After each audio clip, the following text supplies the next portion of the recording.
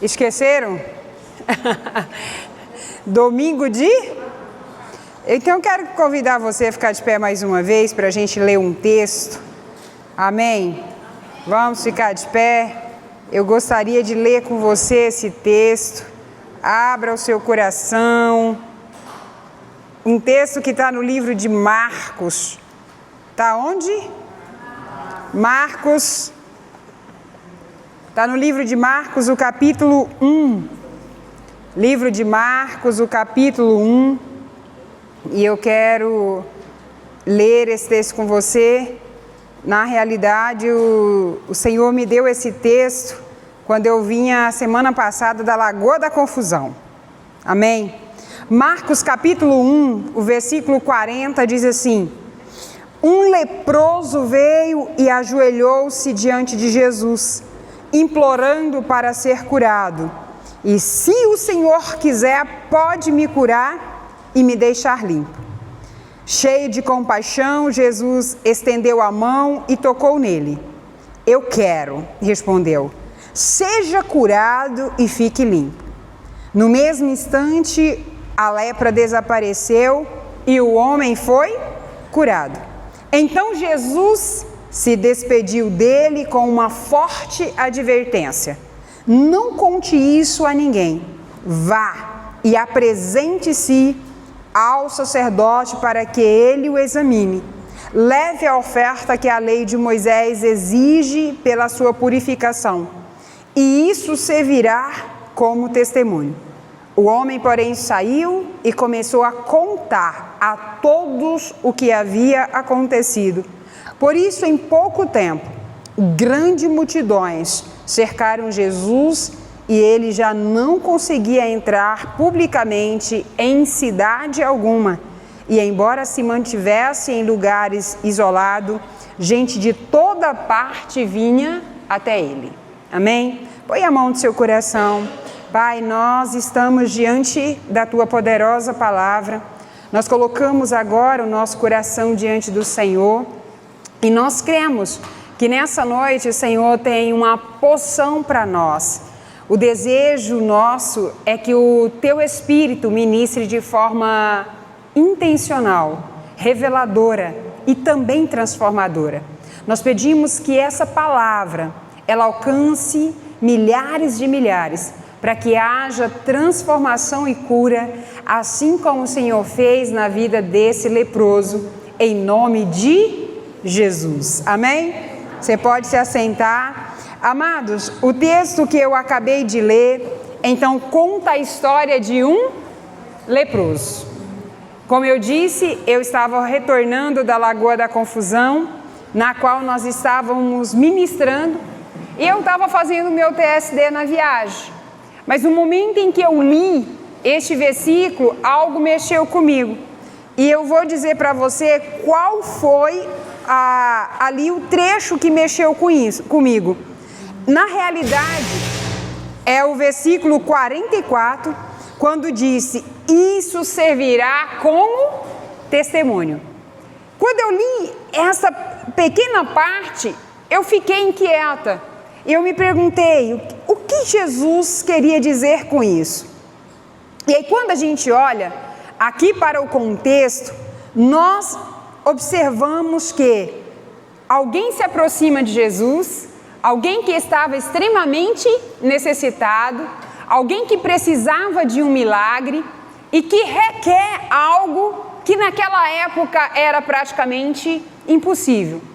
E ele pergunta então para Jesus se Jesus poderia fazer ali algo por ele, se ele queria. Observa que a pergunta que ele faz é essa: tu queres? Se o Senhor quiser, pode me curar e me deixar limpo? Alguém aqui já viu alguém leproso? Quantos já viram alguém leproso? Nunca viram? Não. Alguém já viu com hanseníase? Poucos também, né? Gente, eu quero trazer nessa noite para nós o que isso significa.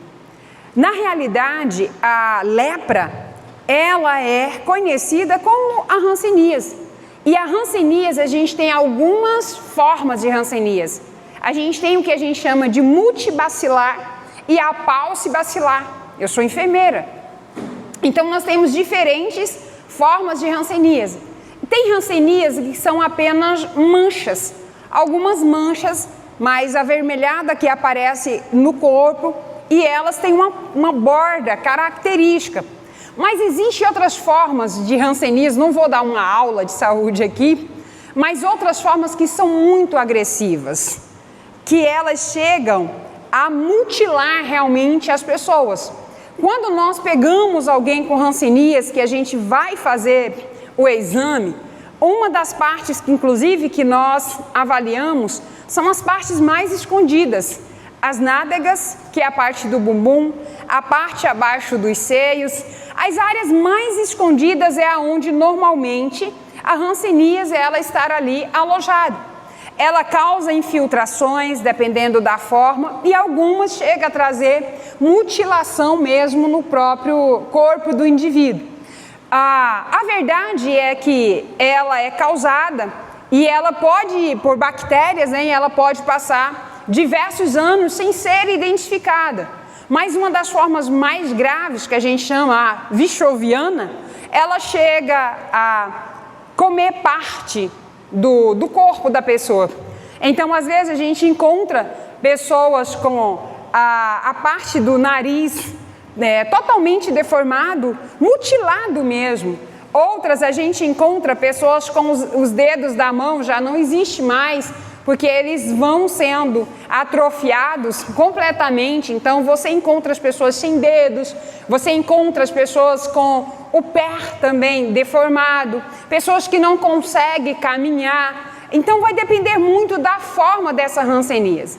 Então, naquela época, já era algo comum. Quando alguém estava com lepra, o que acontecia com essa pessoa? Eram elas separadas. Por quê? Não havia um controle como existe hoje. Um controle no sentido de evitar-se a proliferação daquela doença. É certo de que uma pessoa que convive 7 dias por semana em um ambiente, principalmente o que a gente chama de intradomiciliar, a probabilidade de haver o contágio é muito grande. Portanto, já naquela época que não havia o controle preventivo e o nível de eficácia dos antibióticos como a gente tem hoje, nem existia antibióticos naquela época, qual que era o único tratamento? Era isolar essas pessoas, era separar essas pessoas, era tirar essas pessoas do convívio da comunidade e levar elas a viver ali separado.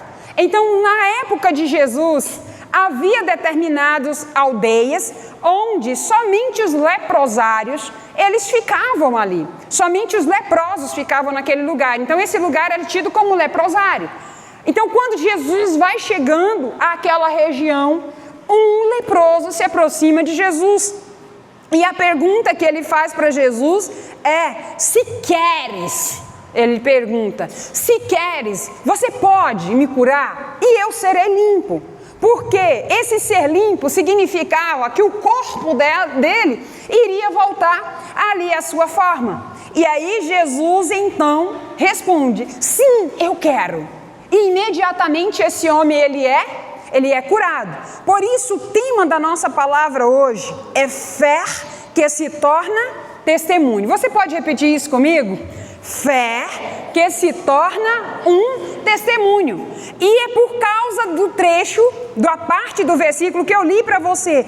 Isso será como um testemunho. Quem foi que disse isso? Jesus que disse por leproso. Depois que ele cura ele fala o quê? Vá até o sacerdote e te apresenta ao sacerdote, que isso será como um testemunho. E na hora isso me pegou. E como nós estamos falando de fé, eu fiquei com isso. A fé, ela precisa ser um testemunho. Então hoje eu quero trazer, a partir da história desse leproso, fazer algo, uma correlação inclusive com o dia de hoje, que é domingo de... Hoje é domingo de quê? De Páscoa. Então quando nós olhamos para este homem e para o que Marcos relata nesse evangelho, o que nós observamos? Que a fé não é apenas algo que sentimos. Você pode dizer isso comigo? Fala, a fé não é algo que sentimos, é algo que se torna visível. Amém? A nossa fé não pode ser algo que sentimos. A fé, ela precisa se tornar algo visível. Hoje nós vivemos dias em que muitos dizem ter fé, mas poucos carregam a evidência da fé. Hoje muitos dizem ter fé. Quando você referencia alguém, um homem ou uma mulher, como uma mulher de fé, baseado em que você faz essa afirmação?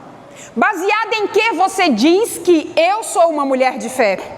Baseado em que você diz que o seu vizinho é um homem de fé? Baseado em que? Amados, quando nós olhamos para a palavra, a fé, ela traz evidência real. Para o leproso a evidência foi o quê?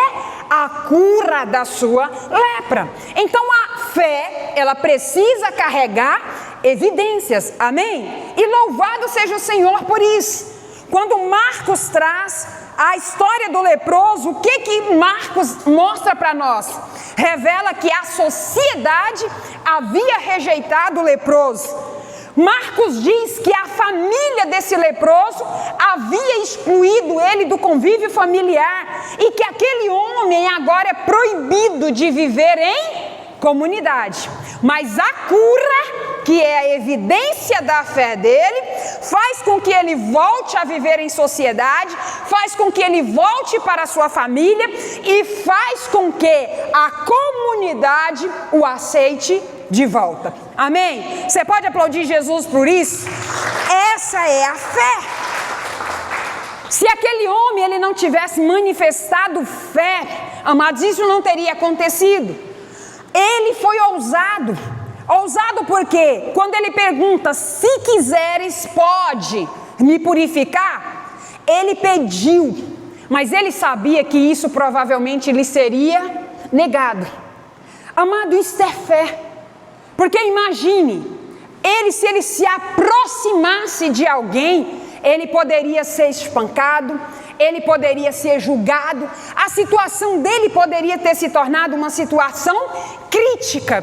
Mas ele se aproxima de Jesus como se um último grito de compaixão e diz assim: Jesus, se queres, pode me curar e eu serei completamente limpo. Qual foi a resposta de Jesus? Em Marcos 1,40, quero, fique limpo. Olha a resposta de Jesus: eu quero, então fique limpo. E aí, quando Jesus cura o homem, Jesus faz um pedido que me deixa intrigante. Eu não sei quantos de vocês já leram e a tua cabeça não entra em crise quando você vê que Jesus atende o pedido, mas Jesus faz um outro pedido a ele. Qual foi o pedido de Jesus? Não conte Amados, como é que você acabou de ser curado e você vai sair como se nada tivesse acontecido? Quem foi curado sai gritando. Quem foi curado quer contar. Quem recebeu um milagre quer anunciar. Mas Jesus faz o quê? Não conte a ninguém. Mas Jesus deu um outro comando. Qual foi o comando de Jesus? Vá até os... Por quê? Qual que é a razão? Já que ninguém deveria saber, por que Jesus dá um comando para ele ir até o sacerdote? Mas ele continua: e ofereça sacrifício como testemunho. Então nós vamos entender o porquê. Qual é a razão que Jesus não queria que ele contasse? A primeiro ponto, amados, Jesus queria evitar um messianismo distorcido. Jesus queria evitar que a multidão seguisse ele por causa de milagres.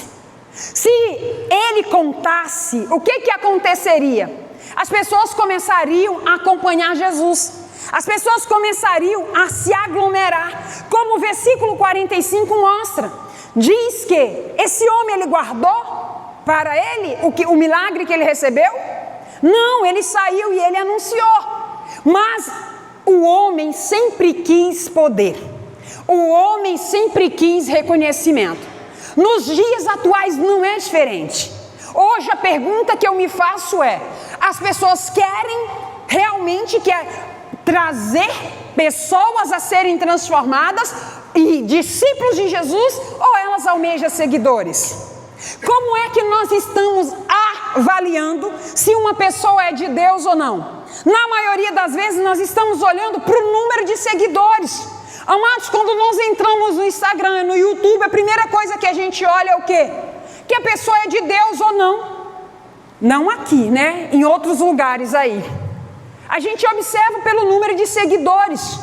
Amados, tem muitos seguidores. Eu não sei se você sabe disso, mas te traz dinheiro, traz lucro, traz benefícios. E Jesus, ele vem na contramão do mundo. Jesus não queria multidão. Jesus queria transformação. Jesus queria o reino de Deus sendo expandido.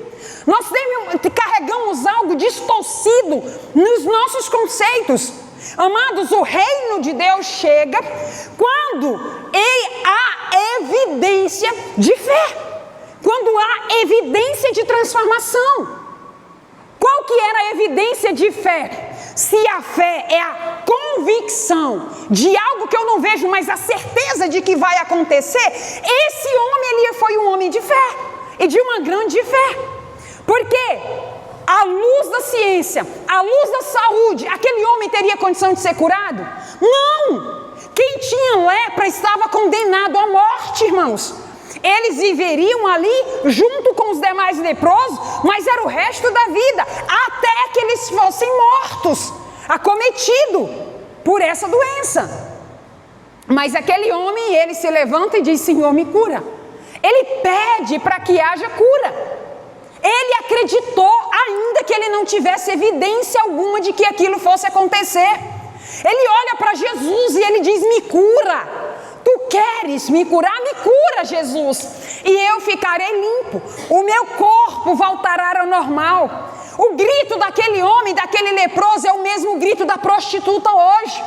É o mesmo grito de quem está com a família destruída. É o mesmo grito de quem está com câncer. É o mesmo grito de quem está numa crise financeira, afundada em dívida. Jesus continua vivo. A diferença é que aquele homem fala com Jesus no começo do ministério, e hoje nós podemos falar com um Jesus que morreu e ressuscitou. Inclusive hoje é domingo de Páscoa, e o mundo está falando sobre a ressurreição de Cristo. Mas a pergunta que fica é: nós sabemos o que significa a ressurreição? Ou será que nós estamos servindo Jesus que continua no túmulo, que continua morto e que nada aconteceu? Essa é a pergunta que nós precisamos nos fazer. Nós até hoje desejamos poder. As pessoas até hoje querem um Cristo que apareça como os romanos, que fosse sentar num trono e tivesse controle sobre a vida das pessoas. Mas o Cristo que o Evangelho traz é um Cristo que transforma a vida do que está padecendo. É um Cristo que traz transformação para a vida daquele que está sem esperança. Esse é o Cristo que nós devemos pregar.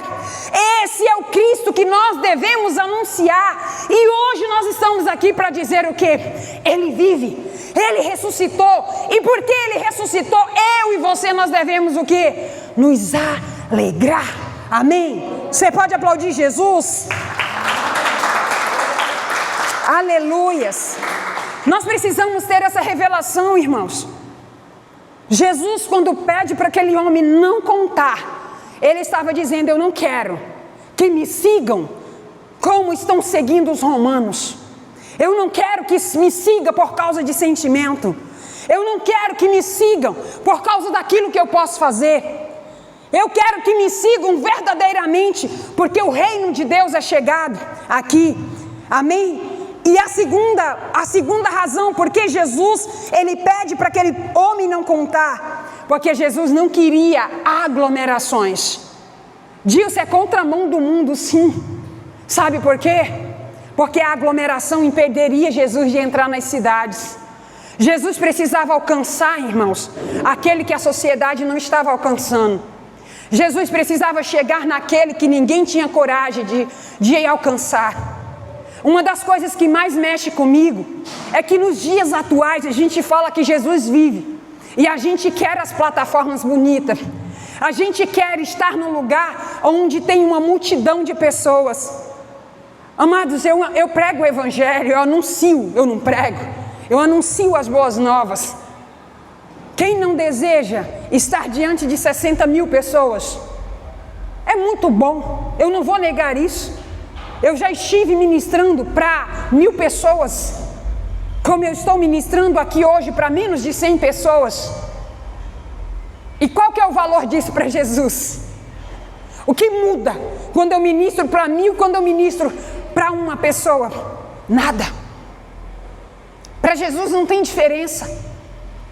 Mas os homens, eles gostam de multidão. Nós como homens gostamos da multidão. E Jesus queria, não era a multidão. Jesus queria alcançar o coração daqueles que estavam destruídos. Jesus queria chegar numa aldeia onde tinha um pai com um filho, como nós falamos a semana passada, que desde o seu nascimento praticamente vivia ali, sendo atormentado por um espírito maligno, como ele fala, imundo. Jesus queria alcançar aqueles em que não era alcançado pelos doutores da lei. É por isso que Jesus não queria que contasse para as multidões o que ele fazia, porque isso atrapalharia o quê? A missão de Jesus. E a terceira razão, não era chegado o tempo da revelação. A revelação de quê? Jesus não queria ser conhecido como que fazia milagre, mas Jesus queria ser anunciado por meio da cruz. Jesus queria que a sua identidade fosse revelada aonde? Na cruz. Até hoje, amados, o foco do evangelho precisa ser a cruz. O foco do evangelho precisa ser a cruz. É a cruz que faz a diferença. Hoje o mundo está comemorando a ressurreição de Cristo. O que está sendo anunciado? O que está sendo dito?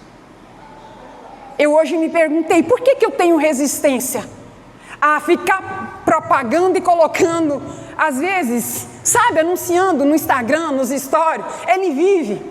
Amados, eu quero saber se ele vive, se tem transformação de vida. Cristo vive quando há famílias transformadas. Cristo vive quando há casamento restaurado. Cristo vive quando o câncer vai embora. Cristo vive quando o leproso é curado. Aí Cristo vive. É uma mensagem que nos confronta. Por quê? Porque muitos estão dizendo Cristo vive, anunciando e colocando no stories. Mas às vezes não é esse o Cristo que está sendo percebido no dia a dia. Para aquele homem, Cristo viveu, porque Cristo se apresentou a ele e fez com que ele saísse da onde? De um leprosário. Para aquele homem, Cristo viveu. Para aquele homem, Cristo fez a diferença. Domingo de Páscoa, nós precisamos sair daqui com essa convicção: Ele vive, Ele ressuscitou. E nós precisamos encher o nosso coração de fé. E a nossa fé precisa dar testemunho. Amém? Cristo vive. E hoje eu quero trazer 3 pontos nessa mensagem, de forma breve.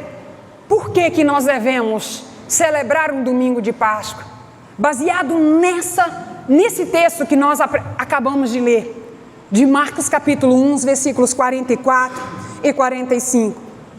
A primeiro ponto, Cristo vive e nós temos uma fé que testemunha.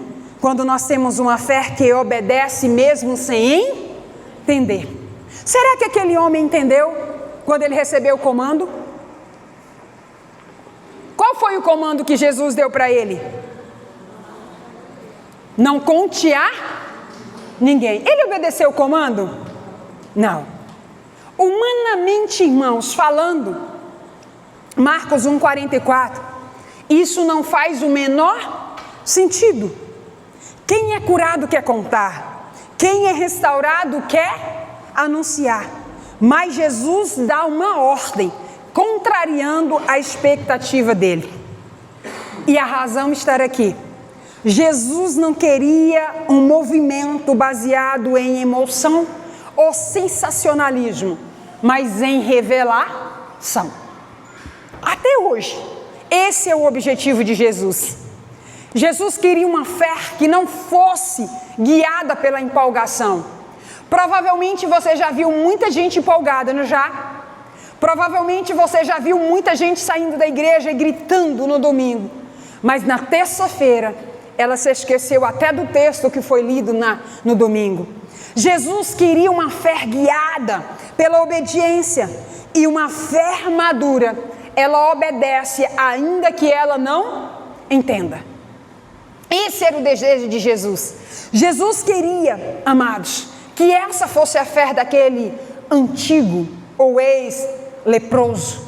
Jesus queria que a fé dele fosse uma fé sustentada, madura, fosse uma fé que prevalecesse, não apenas naquele dia. Essa era a razão de Jesus dizer: não conte a ninguém, mas vá aonde? Vá até os sacerdotes. O livro de Hebreus, o capítulo 11, versículo 8, está escrito: pela fé, Abraão, quando chamado, ele fez o quê?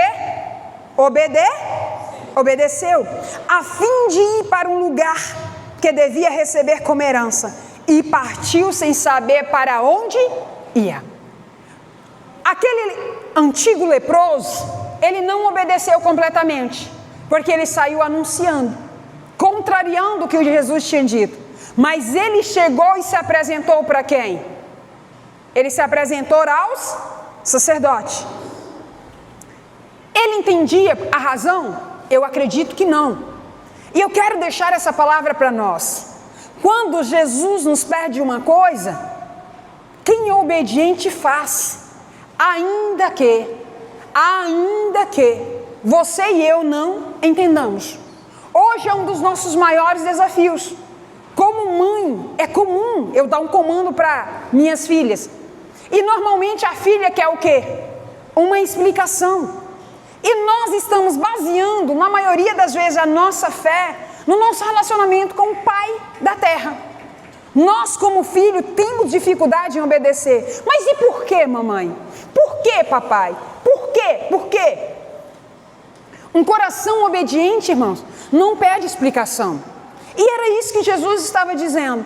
Olha, não conte, mas vá, mesmo que você não entenda, e conte para quem? Aos sacerdotes.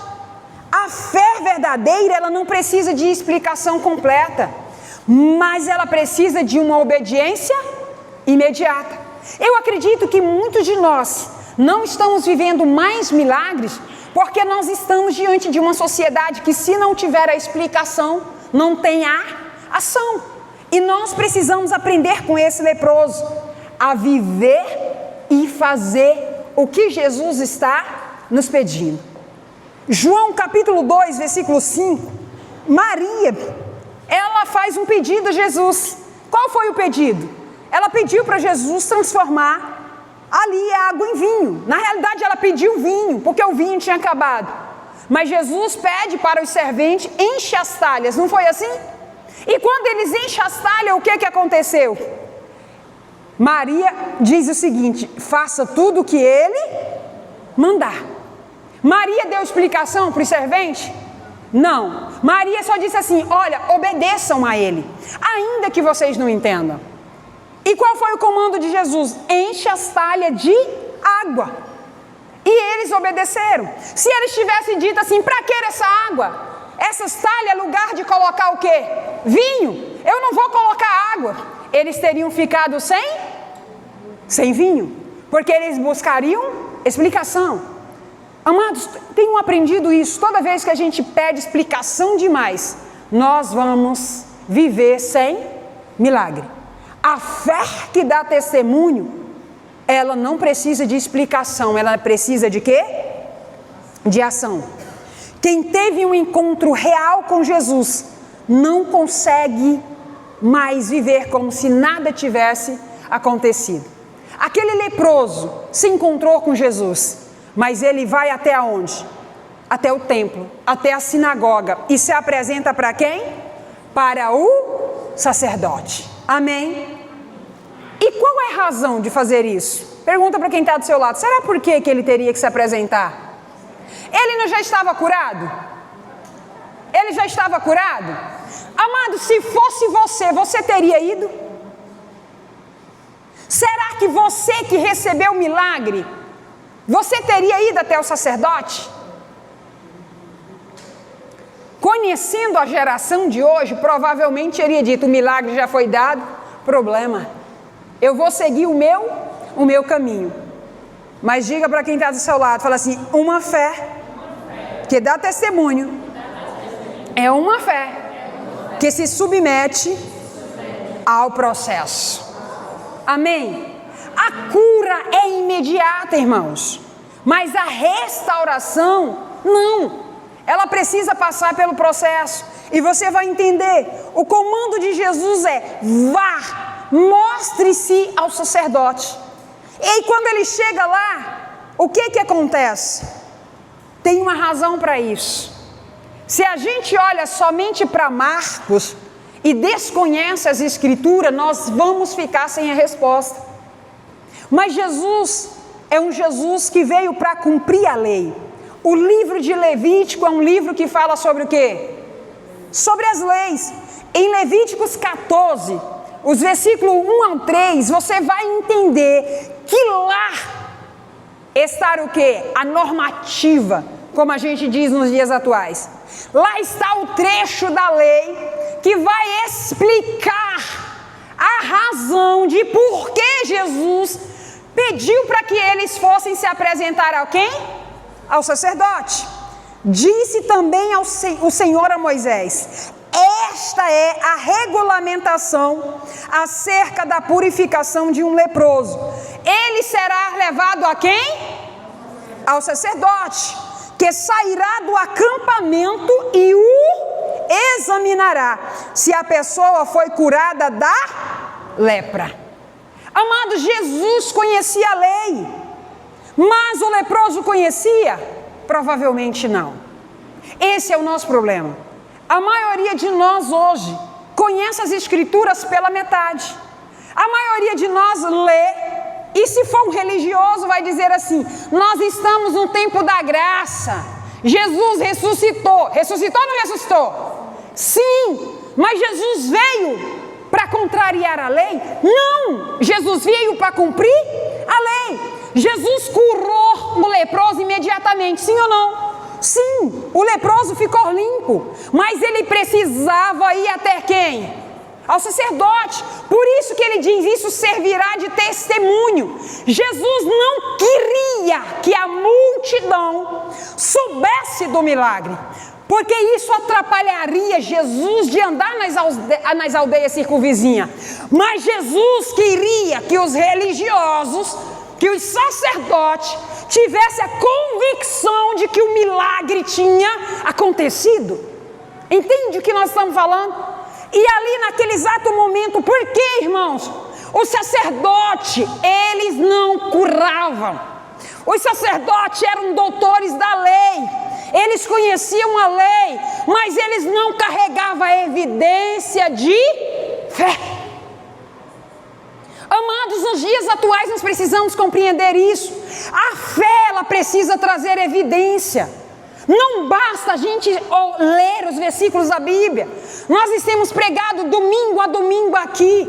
Nós precisamos anunciar o Evangelho, mas nós precisamos sim trazer a evidência de que Jesus ressuscitou. Qual que é a evidência de que Jesus ressuscitou? A evidência, amados, não é só anunciar o Evangelho.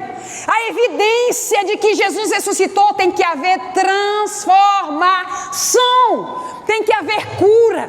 Tem que haver milagre, sim. Mas hoje a gente diz que, não. A cura era no tempo de Jesus. Toda vez que a gente faz isso, irmãos, nós estamos anulando o sacrifício da cruz. É isso que nós precisamos compreender. Não sei quantos de vocês viram a Elisa ontem, né? A Elisa está 2 semanas vivendo algo que está chamando a atenção dos pais dela. Digam se vocês estão usando uma criança.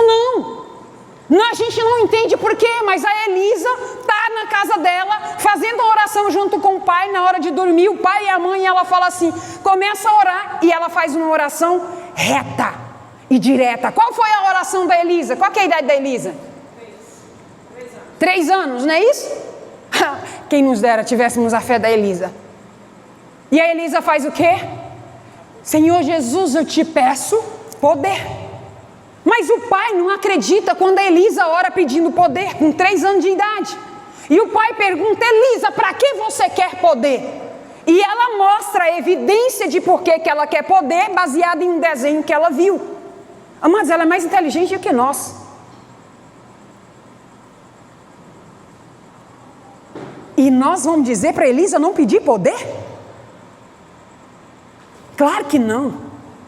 E nós estamos motivando a Elisa, e eu disse para ela, Elisa, você já começou a receber o poder? Prova disso, você ficou num sábado de manhã, de 8 horas a meio-dia, aqui comportada, vendo os pais assistir o Expresso 2, fazer parte de uma aula. Eu disse, tu já começou a receber poder? Brincando aqui, a irmã Mari ajudando ela. Mas eu olhei nos olhos dela e eu disse, Elisa, o que você está pedindo vai acontecer, só que eu, Elisa, vou ser a primeira a receber. Eu quero que eu seja a primeira, coloque a mão na minha cabeça e o poder de Deus seja tão grande por meio da tua vida que eu vou para o chão. É por isso que vocês viram nos stories a Elisa dizendo, a titia pastora, a titia Dilce disse que eu vou botar a mão na cabeça e vai cair. Mas o que ela mostra ali é só um trecho. Eu disse, a primeira pessoa que quer cair é quem? Eu vou ver acontecer. E você? Você crê que isso vai acontecer? Eu vou ver, irmãos. Nós vamos ver. Nós vamos ver essa igreja, as crianças sendo batizadas no Espírito Santo. Um dia comum, um dia de repente. Num dia mais simples, nós vamos ver uma criança pegando fogo aqui, e ela vai incendiar o restante das outras crianças, e as crianças vão botar a mão na nossa cabeça. Sabe por quê? Evidência de quê? De fé. Eu tenho fé para isso. E eu olhei para Elisa e eu falei, Elisa, eu e o pastor, nós queremos ser os primeiros a receber. Nós precisamos ensinar isso às crianças, irmãos. Se nós queremos crente de verdade, maduro, nós precisamos trazer isso no nosso meio, amém? Jesus, ele não pula processo. O milagre foi instantâneo, mas a restauração, haveria ali um processo. Deus, ele cura instantaneamente, mas a restauração, irmãos, ele é o quê? Progressiva. Mas a maioria de nós não queremos viver isso. O milagre que Deus faz em você precisa se tornar o quê? Um testemunho que outros não podem negar. As pessoas precisam olhar para nós e precisam dizer, verdadeiramente, a Dilce é uma mulher de fé. Verdadeiramente, a Lézer é uma mulher de fé. Verdadeiramente, o Oséias é um homem de fé. Verdadeiramente, a Catarina é uma mulher de fé. Por quê? Porque há evidências, amém? E o terceiro ponto, uma fé que se torna um testemunho. Por que então que essa fé se torna um testemunho? Marcos 1,44, ofereça pela sua purificação, para que sirva de testemunho. Ofereça o quê? Uma oferta. Por que ele precisava fazer aquilo? Amados, o sacrifício era uma prova pública. Era algo que acontecia para todo mundo ver. Era uma evidência concreta de que o milagre ele havia acontecido. É por isso que Jesus disse isso.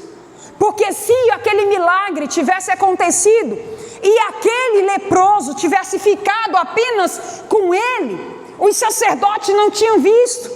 E se os sacerdotes não tivessem examinado, não haveria comprovação de quê? Você pode dizer comigo? Do milagre, da cura. É por isso que ele precisava se apresentar. O testemunho, amado, era irrefutável. Mas para isso, ele precisava ir até o templo. Ele precisava levar ali a oferta dele, para não mostrar que havia sido apenas uma experiência pessoal. Era uma evidência incontestável. E o texto de Levítico 14, os versículos 5 e o versículo 6 diz que ele deveria levar o quê? Aves, as rolinhas para apresentar ali. Uma seria morta numa vasilha e a outra seria livre, mas haveria todo um ritual, amém? A fé que vem de Deus, ela sempre deixa marcas visíveis. Você pode dizer isso comigo? A fé que vem de Deus sempre deixa marcas visíveis, amém? Amados, assim como aquele homem não podia esconder o que Jesus fez, o mundo não conseguiu esconder o que aconteceu no terceiro dia. Hoje é domingo de Páscoa. Assim como aquele homem não pôde esconder o que Jesus fez, o mundo não pôde esconder o que aconteceu no terceiro dia. O que aconteceu no terceiro dia? Diga comigo.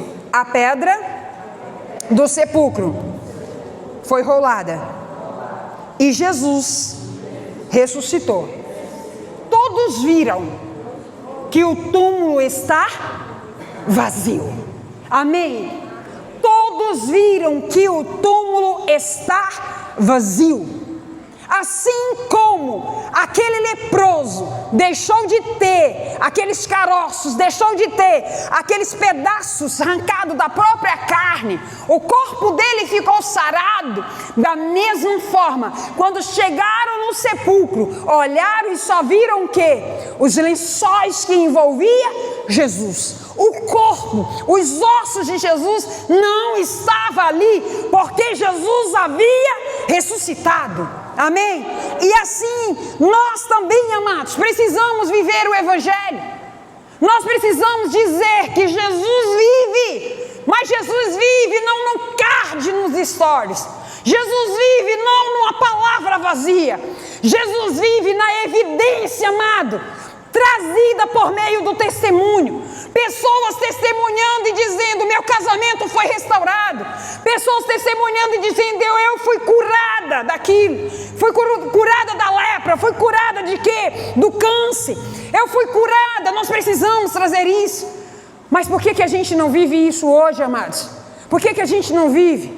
Você quer uma evidência de fé? Na hora que tem alguém doente na tua casa, você põe a mão sobre quem está doente ou você corre para a UPA? Isso mostra, irmão, o tamanho da mediocridade do Evangelho que a gente anuncia. Se tivesse mais crente, nós iríamos dar uma excelente contribuição para o sistema público de saúde. Porque as unidades de saúde não estariam cheias. Porque as UPA não estariam cheias. E se nós fôssemos mais crentes e realmente anunciasse que o Evangelho é a prova viva do poder de Deus e que Cristo ressuscitou, nós teríamos coragem de adentrar os hospitais e orar por quem está enfermos. Quantos testemunhos você tem ouvido nos últimos dias? Quantas pessoas saíram de dentro do hospital regional? Quantos testemunhos você tem ouvido de pessoas que saíram do HGP? Quantos testemunhos, amado, você tem ouvido de pessoas saindo da UPA? Amados, é para nós repensarmos. O que adianta, gente, hoje num domingo de Páscoa, a gente fazer um belo almoço em família e dizer: Cristo vive? Isso é mediocridade. E a gente publicar os stories e a gente não trazer a evidência no nosso dia a dia.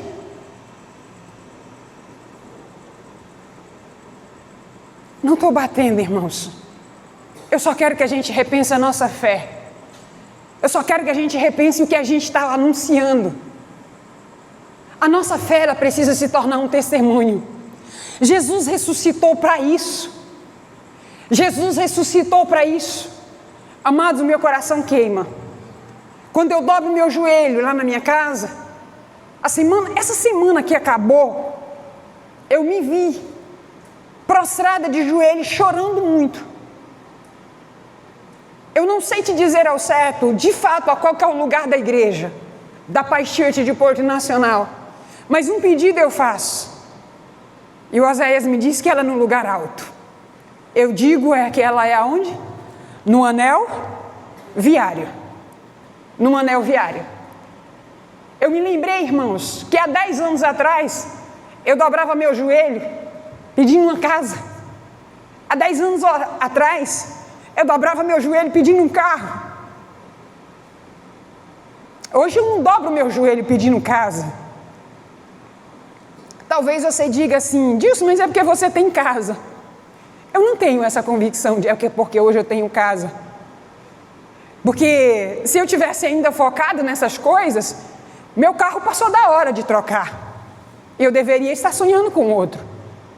Mas o que eu tenho sonhado hoje, nada arde mais no meu coração do que ver uma igreja sendo levantada. Amados, eu estou gastando os meus dias. Eu tenho dormido pouco. A hora que eu estou acordada, às vezes é estudando, é escrevendo, é em cima dos livros. E as pessoas me dizem, Deus, o próximo livro você vai pegar no recurso dele, não vai? Não, irmãos, eu não quero isso. O meu maior desejo é ver uma grande igreja nessa cidade. Mas não é para a gente dizer a nossa igreja é grande. É porque eu quero ver casamento sendo restaurado. É porque eu quero ver a cura acontecendo. É porque eu quero ver vidas transformadas. Eu tenho pedido para Jesus isso. E quando eu falo para as crianças, irmãos, é porque eu creio. Porque talvez seja melhor eu falar para as crianças que têm mais fé do que nós que somos adultos, que estamos como sacerdote, na maioria das vezes. Jesus ressuscitou, irmãos. Foram 7 dias. Aqueles 7 últimos dias de Jesus, aconteceu muita coisa. Foram os dias mais difíceis da vida de Jesus. Foi o dia que ele chorou e ele suou sangue no Getsêmani. Amados, tenho curiosidade de ver qual que é a real causa da morte de Jesus. Jesus morreu porque não teve condições de respirar, irmãos. Mas porque o peso do corpo dele fez com que os pulmões não expandissem mais e não houvesse o movimento de inspiração e expiração. Foi por causa disso.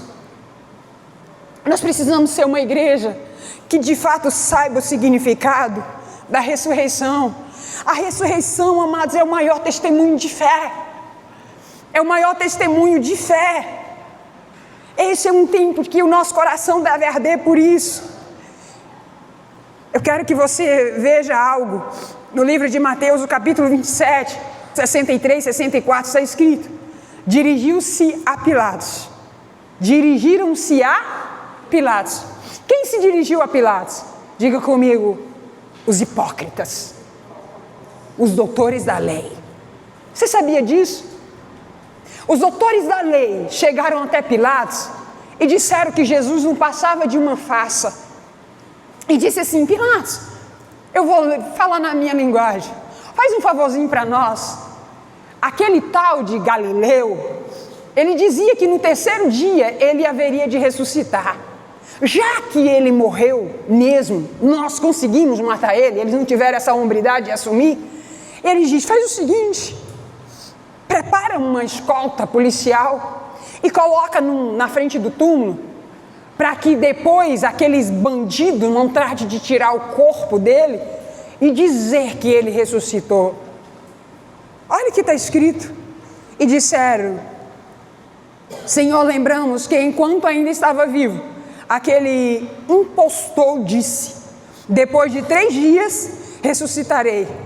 Ordena, pois, que o sepulcro dele seja guardado até o 3º dia, para que não venham seus discípulos e roubem o corpo, e diga ao povo que ele ressuscitou dentre os mortos.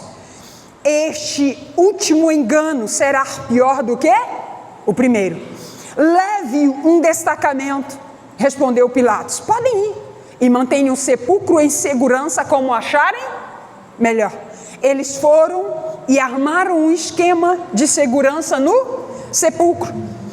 E além de deixarem um destacamento, montaram uma guarda, montando uma guarda, e lacraram o quê? O túmulo, a pedra. Amados, eles fizeram de tudo para impedir a ressurreição. Eles fizeram de tudo. Mas Jesus dependia de uma pedra? Haveria alguma pedra na face da terra que impediria Jesus de ser ressuscitado?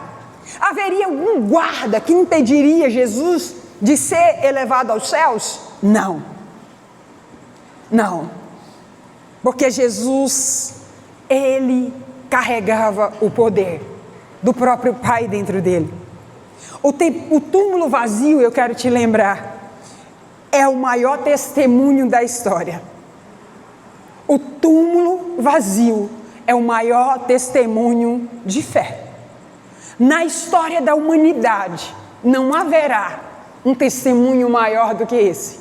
Até hoje, milhares de pessoas do mundo inteiro vai até aquele lugar para olhar e dizer: o túmulo está vazio. Jesus ressuscitou. Amados, a fé cristã, ela está fundamentada em um fato histórico. Jesus marcou o tempo. 2000 anos depois de Cristo. Por quê? Porque Jesus ressuscitou. Eu queria te convidar a ficar em pé nessa noite. O medo dos romanos, eles temiam exatamente o quê? A ressurreição. E que a ressurreição se tornasse um testemunho impossível de conter. Quando nós olhamos para o que aconteceu, eu quero que você olhe bem para esse slide. Discípulos medrosos se tornaram ousados. Homens comuns confrontaram impérios. O Evangelho atravessou séculos, porque quando há testemunho real, não há sistema que se cale.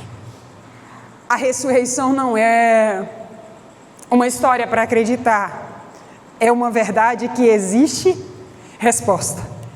Hoje é domingo de Páscoa. Aquele leproso nos lembra, nós fomos tocados, nós fomos restaurados, nós fomos alcançados. E Cristo nos lembra, Ele venceu a morte, Ele deixou evidência, Ele estabeleceu um testemunho eterno. E 1 João capítulo 5, verso 4 diz: esta é a vitória que vence o mundo, a nossa fé. Existem 3 tipos de fé, eu queria te lembrar hoje. Uma fé silenciosa demais, que crê e não se posiciona. Uma fé emocional, que sente, mas não permanece. E uma fé testemunhável, que transforma e deixa evidência.